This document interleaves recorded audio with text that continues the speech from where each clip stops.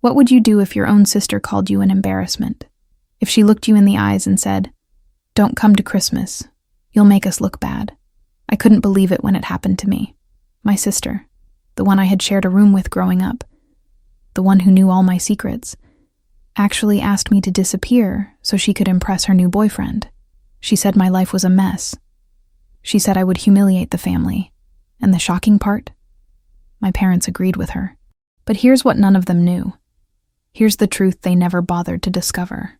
While they were busy writing me off as the family failure, I was building something that would change thousands of lives. They thought I had nothing. They lied to themselves because it was easier than asking a single question about my life.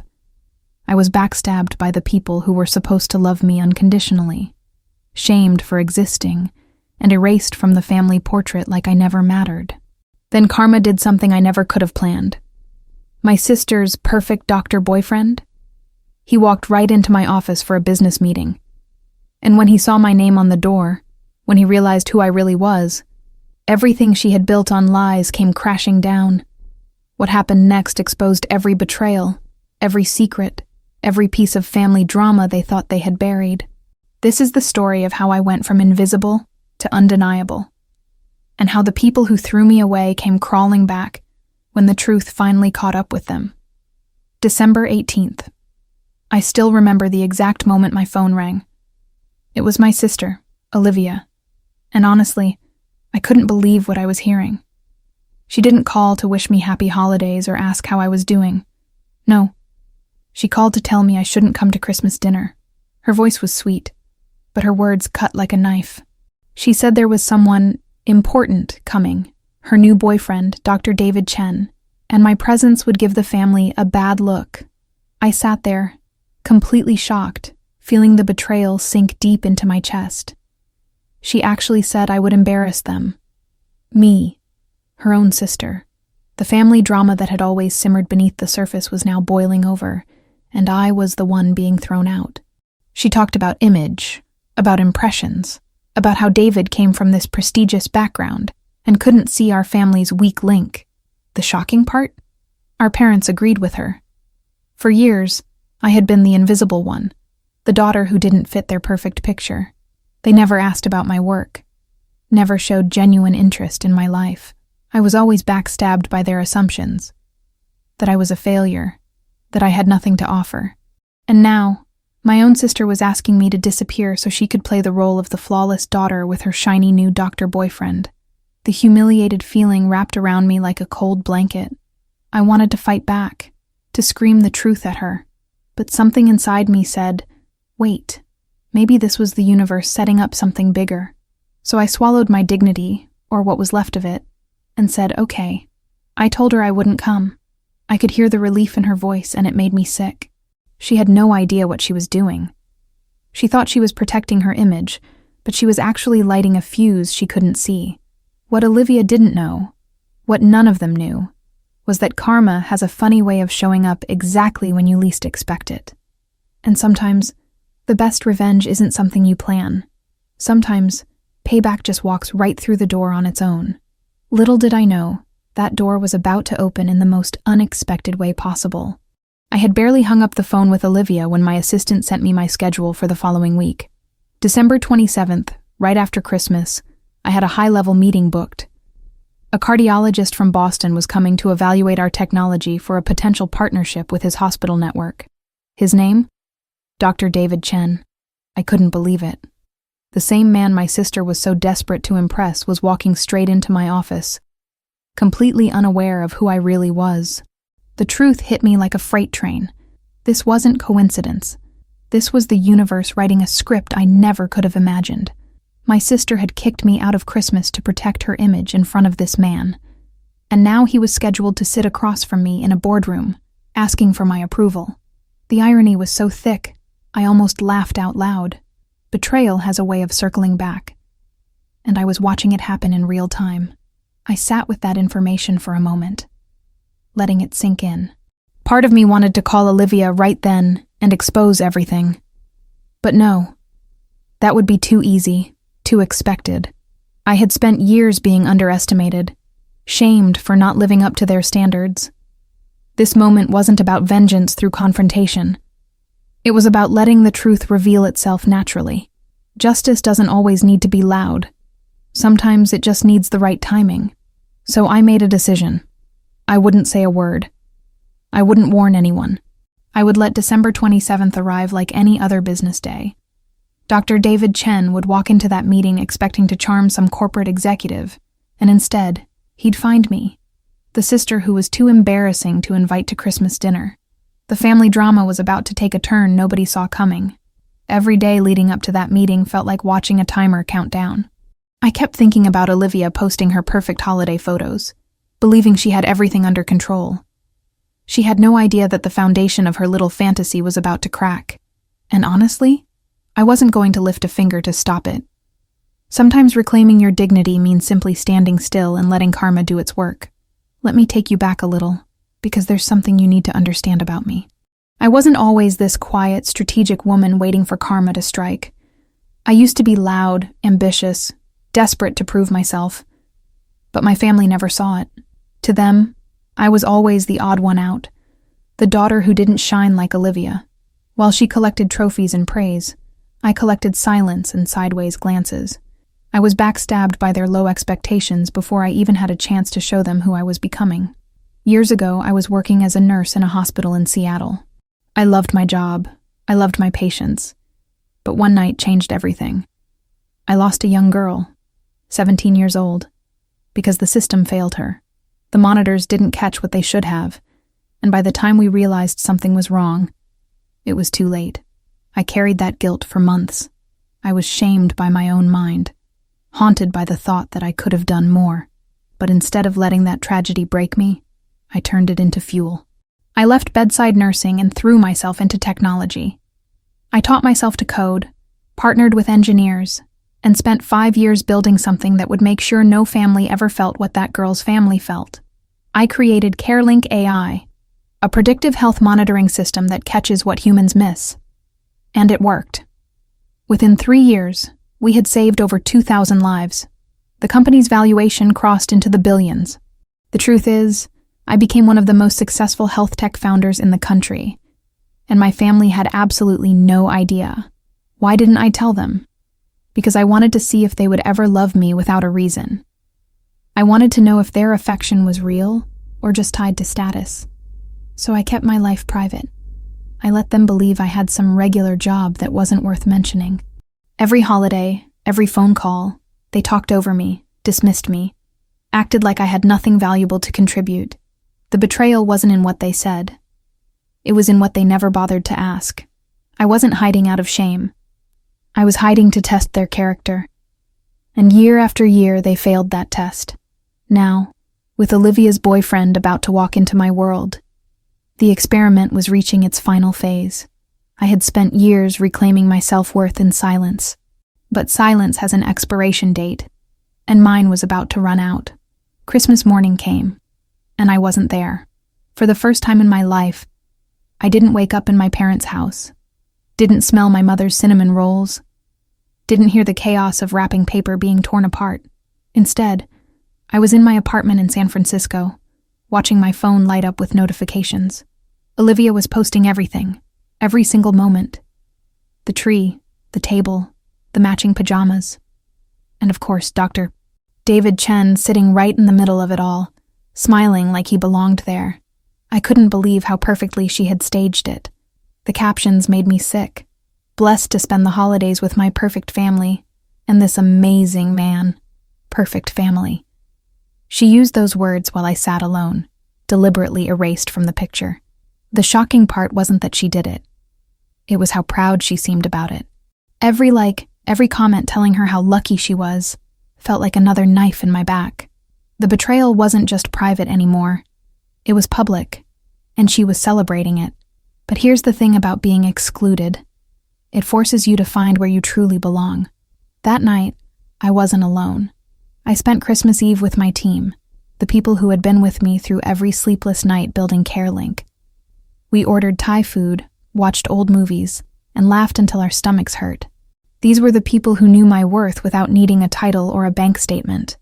They were my chosen family, and their love wasn't conditional on status or image. The contrast hit me hard that night.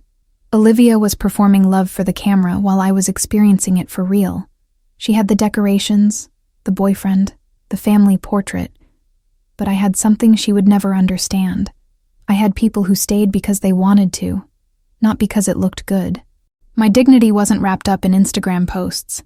It was built on late nights, hard work, and relationships that didn't need an audience. As I went to sleep that night, I felt something unexpected. Peace. Not because I had forgiven them, but because I had stopped needing their approval. The family drama they created was their burden now, not mine. And while Olivia was busy curating her perfect life online, she had no idea that in just 2 days, the truth would walk right into my office and change everything. Karma was already on the calendar. December 27th arrived, and I walked into my office like it was any other day. My assistant had everything prepared. The presentation, the data packets, the conference room with the city skyline behind the glass. I wore my favorite black blazer, the one I always saved for important meetings. But this wasn't just important. This was the moment I had been waiting for, without even knowing it. Dr. David Chen was about to meet the woman his girlfriend had called an embarrassment. He walked in with confidence, shaking hands with my team, complimenting the space, acting like he owned every room he entered. I stayed back, watching, waiting. When he finally turned to face me, I extended my hand and said, "Dr. Chen, I'm Emily Morrison, founder and CEO of CareLink AI. Welcome." The color drained from his face. I couldn't believe how fast his expression shifted. From charming to confused to absolutely stunned. He recognized my last name instantly. Morrison. He repeated slowly, like he was solving a puzzle he didn't want to finish. I smiled politely and gestured for everyone to sit down. The meeting continued, but he wasn't the same man who had walked in. His eyes kept darting toward me, trying to reconcile the woman in front of him with whatever story Olivia had told. The truth was crashing into his perfectly constructed reality, and I didn't have to say a single word to make it happen. Halfway through the presentation, one of my engineers mentioned a press feature that had called me one of the most influential women in health tech. David's jaw tightened. He finally understood. The sister who was too humiliated to be seen at Christmas dinner was running a company worth more than his entire hospital network. The betrayal he had unknowingly participated in was now staring him right in the face. Justice wasn't loud that day. It was silent, professional, and devastating. After the meeting, he lingered. He asked to speak with me privately, and I agreed. His voice was different now, smaller, almost apologetic. "I didn't know," he said. "She told me you were struggling, that you'd make things awkward." I looked at him calmly and replied, "Now you know the truth. I didn't raise my voice. I didn't need to. The shocking revelation had already done all the work. And I knew, deep down, that this was only the beginning of the fallout. I could have destroyed Olivia in that moment. I could have told David every painful detail, every cruel word she had said about me, every time she made me feel like I was less than nothing. But I didn't. That's not who I am. I had spent years building something meaningful, saving lives, reclaiming my dignity, and I wasn't going to throw that away for a moment of petty vengeance, so I kept my composure. I stayed professional. I let the truth speak louder than any accusation ever could. David left my office that day a different man. He didn't say much, but I could see it in his eyes. The betrayal he felt wasn't toward me. It was toward Olivia.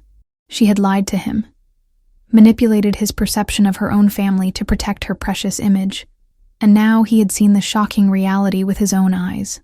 I didn't need to convince him of anything. The facts did that on their own. Sometimes karma doesn't need your help. It just needs a clear path. 2 days later, my phone rang.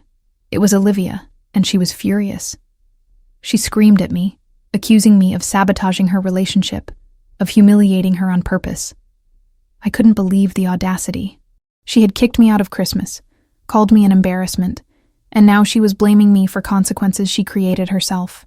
I stayed calm and said only one thing. "I didn't do anything, Olivia. You did." The silence on the other end told me everything. She had no defense left. David ended things with her that same week. He told her he couldn't be with someone who treated family like a liability to be hidden. He said integrity mattered to him, and she had shown him exactly who she was. The payback wasn't something I engineered. It was the natural result of her own choices catching up with her. She had built a castle on lies, and it collapsed the moment truth walked through the door. That's how justice works when you let it unfold. I won't pretend it didn't feel good. It did. But more than satisfaction, I felt relief. I didn't have to lower myself to get even. I didn't have to shout or scheme or play dirty. I simply lived my life with honesty and let the contrast expose everything. Olivia lost her perfect boyfriend, her carefully crafted narrative, and her sense of control, all because she underestimated the sister she thought was worthless. But this wasn't the end. Because now, my parents were about to enter the picture. 3 days after David ended things with Olivia, my parents showed up at my office. No phone call, no warning. They just appeared at the front desk, asking to see me. My assistant looked confused when she told me their names. She had worked with me for 4 years and had never once heard me mention my family. I took a deep breath and told her to let them in. I couldn't believe this was happening, but part of me had always known this moment would come. The truth has a way of forcing people out of hiding. They walked into my office and stopped. I watched their eyes move across the room, the awards on the wall, the view of the San Francisco skyline, the framed magazine covers featuring my face. My mother's hand went to her chest. My father just stood there, speechless. For years they had treated me like a background character in the family story, and now they were standing in the middle of my empire. The shocking reality of who I had become was written all over their faces. My mother started crying almost immediately. She said she was sorry, that they didn't know, that they wished I had told them. But here's the thing. I shouldn't have had to tell them. They should have asked. They should have cared enough to wonder about my life instead of assuming I had nothing worth knowing. The betrayal wasn't just in their actions. It was in their complete lack of curiosity. They had chosen to see me as small because it was easier than paying attention. My father tried a different approach. He talked about family, about forgiveness, about how we could start fresh. But I stopped him. I looked him in the eyes and said, "You didn't love me when you thought I had nothing. You didn't defend me when Olivia asked you to exclude me. And now you want forgiveness because you've seen my office." The humiliated look on his face told me he understood. This wasn't reconciliation. This was damage control. And I wasn't going to make it easy for them. I told them I needed time. I told them that any relationship we might have in the future would be on my terms, not theirs. I wasn't closing the door forever. But I wasn't letting them walk back in like nothing happened either. They had spent years making me feel worthless, and reclaiming my dignity meant setting boundaries they weren't used to. They left that day without the easy forgiveness they wanted, and honestly, that felt more like justice than anything else. A week after my parents' visit, I got the news I had been working toward for months. Massachusetts General Hospital, one of the most respected medical institutions in the country, officially signed a pilot contract with CareLink AI. This wasn't just a business win. It was validation of everything I had sacrificed, every sleepless night, every moment I had poured into building something that actually mattered. Over 2,000 lives saved, and now we were about to reach thousands more. The truth is, success feels different when it's built on purpose, not just profit. New Year's Eve arrived, and I knew exactly where I wanted to be. Not at some fancy party, not chasing status or trying to impress anyone. I spent it with my team, the people who had believed in me when my own family couldn't be bothered to ask what I did for a living.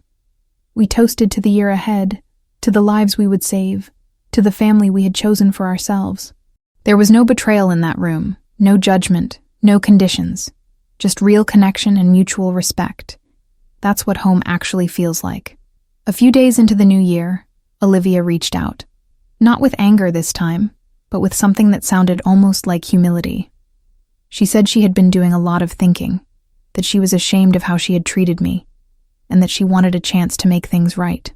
I listened without interrupting. I couldn't believe she was actually acknowledging what she had done, but I also wasn't ready to pretend it didn't happen. Karma had already delivered its payback.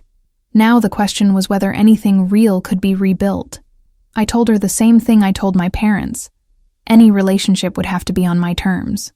I wasn't interested in being loved only because they finally saw my success. I wanted to know if they could respect me as a person, not as a status symbol. The family drama that had defined us for so long wasn't going to disappear overnight. But for the first time, I felt like there was a small opening, not for instant forgiveness, but for the possibility of something healthier down the road. As I sat in my office that January, looking out at the city lights, I realized something important. Vengeance had never been my goal. Justice, yes. Dignity, absolutely. But what I truly wanted was to be seen, not for my company or my net worth, but for who I actually am. And maybe, just maybe, that was finally starting to happen. The door wasn't wide open, but it wasn't locked either. And for now, that felt like the most honest place to be. So here's my question for you. Have you ever been underestimated by the people who were supposed to believe in you the most? Have you ever felt invisible in your own family, like nothing you did would ever be enough? I shared my story because I know I'm not alone. Betrayal from strangers hurts, but betrayal from family, that cuts deeper than anything. And sometimes, the only way to heal is to stop waiting for their approval and start building your own life on your own terms. I want to hear from you. Drop a comment below and tell me. Have you ever experienced something like this? Have you ever had a moment where karma showed up and delivered justice you didn't even have to ask for? Or maybe you're still waiting for that moment, still carrying the weight of being dismissed by people who should have loved you better. Whatever your story is, share it. This community is a safe space for real talk about family drama, self-worth, and reclaiming your dignity when others try to take it away. And if this story made you feel something, if it made you think, reflect, or even just exhale because someone finally put your feelings into words, then do me a favor. Hit that subscribe button and turn on notifications. I'm constantly sharing stories like this one, stories about revenge that doesn't require you to lose yourself, about payback that comes from simply living your truth, and about finding justice in the most unexpected places. You don't want to miss what's coming next. Trust me, the best stories are the ones that remind us we're not alone. See you in the next one.